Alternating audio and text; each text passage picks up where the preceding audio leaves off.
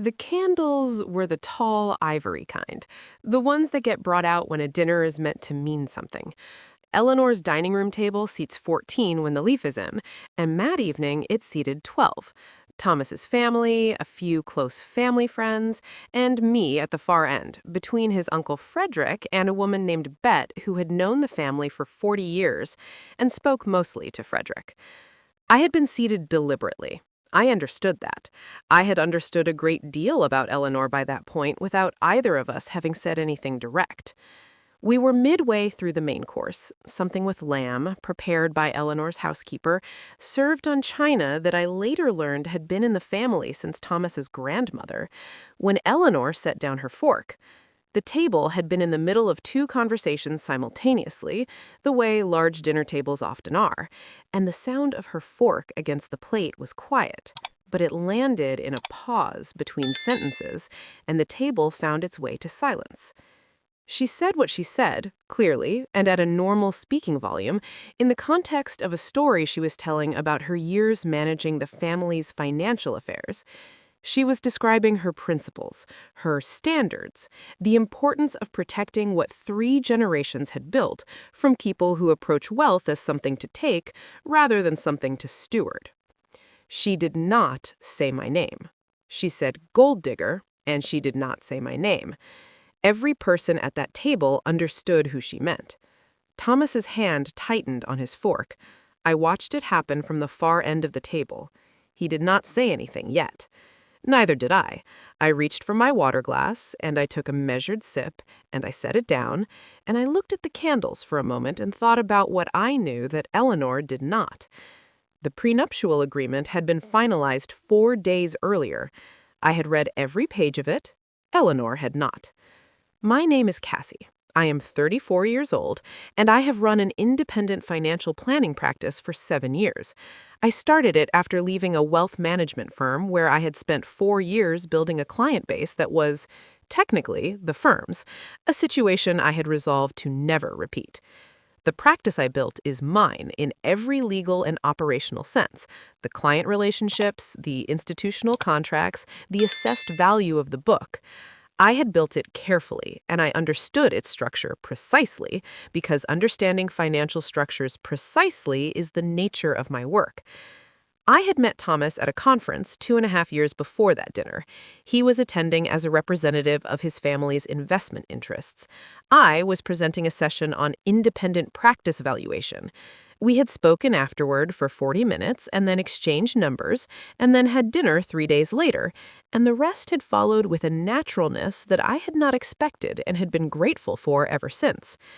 Thomas came from money. This was not a secret, and it was not a complexity I had failed to notice. His family had manufacturing wealth, 3 generations deep, conservatively managed, and carefully structured through a trust arrangement that Eleanor had overseen since Thomas's father died 6 years prior. Eleanor was sharp and organized, and fiercely protective of what she considered her primary responsibility in the world, which was the preservation of what her husband had left behind. She had welcomed me with politeness that had never once warmed. I had attributed this to personality and let it be what it was. Thomas had proposed the prenup himself, not as a condition, not as a warning, as a gesture toward his family that he hoped would bring them into the process and reduce the friction he could see building. His family's attorneys had been consulted. Eleanor had been consulted. The consultation was genuine. The document had been reviewed and commented on by multiple parties before it reached its final form. Eleanor had assumed consultation meant she had shaped the outcome. She had not fully understood what the final document contained. After dinner, Thomas followed his mother to the kitchen. I sat in the sitting room with a cup of tea I didn't drink and listened to raised voices moving behind a closed door. It was the first time in our relationship I had heard Thomas raise his voice at anyone, and I remember thinking that it said something about him that it had taken something like this to get there. He came back after 20 minutes and sat next to me and told me what she had said, that she had been speaking generally, that I was being sensitive, and that she had concerns about the prenup that she had asked Gerald, the family attorney, to revisit. I told him I understood. Then I went home, sat at my desk, and read the prenuptial agreement again from page 1. I have not signed a document without reading it fully since I was 26 years old, and signed a lease without reading the subletting clause, and spent 8 months managing the consequences. That experience had been cheap tuition. I had paid attention in the class. The document was exactly what I remembered: thorough, bilaterally protective, and specifically structured to exclude Eleanor's proposed oversight language she submitted during the consultation process, requesting that certain marital financial decisions require family trustee approval. The family attorney had reviewed the proposal. The final document had declined to include it. Eleanor's signature on the consultation record confirmed she was informed of the final structure before the agreement was executed. Gerald requested a meeting 3 weeks after the dinner. He was 19 years into his relationship with this family, and he conducted himself with the careful neutrality of someone who had learned that his job required him to serve the estate's interests, not Eleanor's preferences, even when those two things occasionally diverged. He walked Thomas and me through Eleanor's position. She believed the prenup was insufficiently protective of a specific family trust and wanted additional language inserted. I listened to it all. Then I asked Gerald a question. I asked whether Eleanor was a named party in the prenuptial agreement. He confirmed she was not. I asked who the document had been drafted to protect. Gerald looked at his notes, then he looked at me, then he looked at Thomas. He said the document protected both parties to the marriage, and its scope was limited accordingly. The meeting ended not long after. What Eleanor had not accounted for, what Thomas had not explained to her in terms she had absorbed, was what I had brought into the marriage from my own side of the ledger. My practice had 7 years of documented operational history. An independent business assessor had valued the client book the prior year as part of a routine planning exercise. I had 2 anchor institutional clients under contracts that ran for the next 9 and 11 years, respectively. The revenue was consistent, recurring, and mine.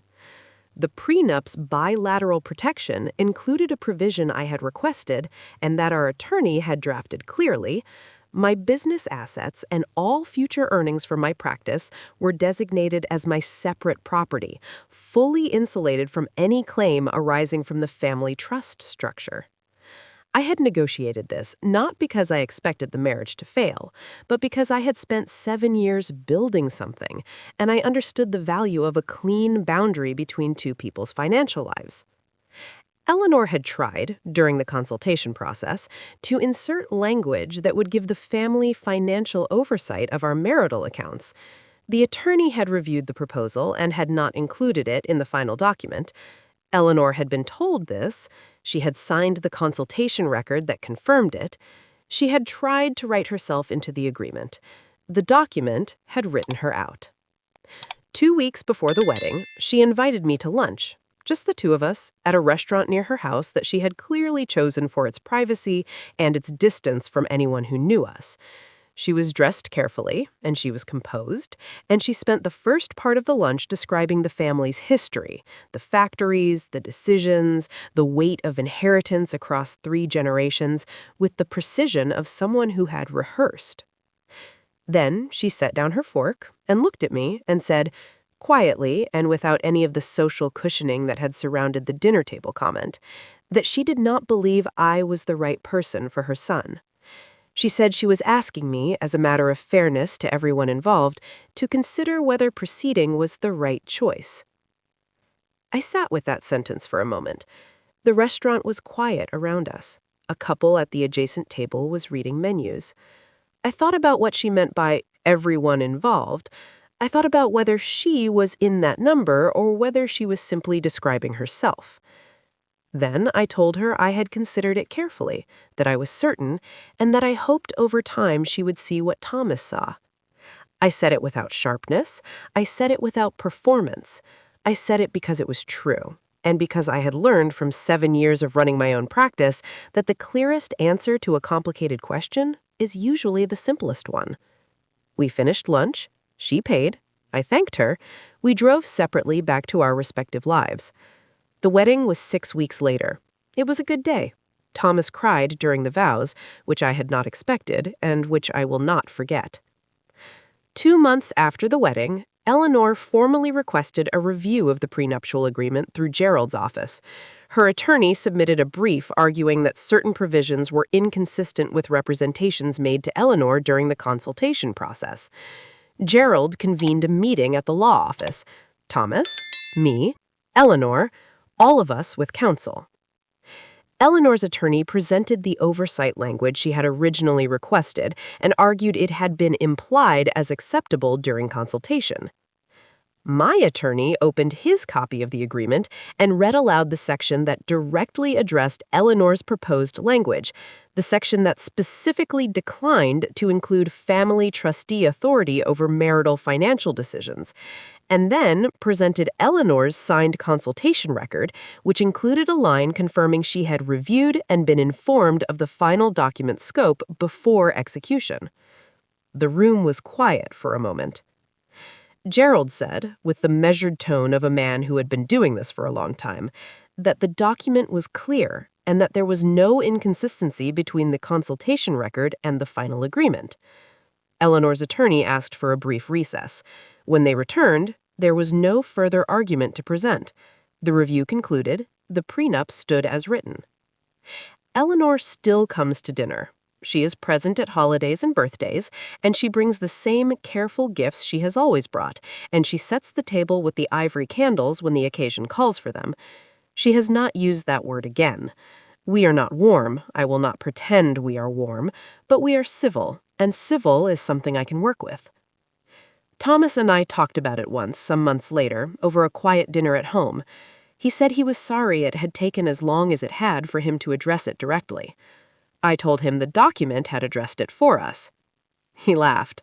He said that was a very Cassie way to look at it. He was not wrong.